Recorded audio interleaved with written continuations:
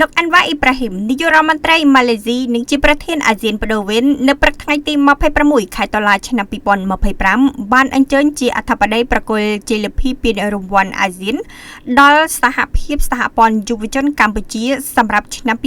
2025លោកស្រីដាមដារីនីតំណាងលោកឧបនាយករដ្ឋមន្ត្រីហ៊ុនម៉ាណីប្រធានសហភាពសហព័ន្ធយុវជនកម្ពុជាបានអញ្ជើញទទួលពានរង្វាន់នេះដោយផ្ទាល់ពីលោកអាន់វ៉ាអ៊ីប្រាហ៊ីមនៅក្នុងកិច្ចប្រជុំកំពូលអាស៊ានលើកទី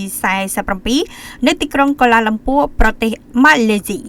ការផ្ដល់ពានរង្វាន់នេះជាសក្ខីភាពនៃការទទួលស្គាល់ការលះបង់និងស្នាដៃរបស់សមាជិកសមាជិកាសសយកគ្រប់រូបក្នុងបបហេតុជាតិមាតុភូមិនិងទូនាទីរបស់សសយកក្នុងការចូលរួមកសាងសន្តិភាពនិងការអភិវឌ្ឍសហគមន៍អាស៊ាន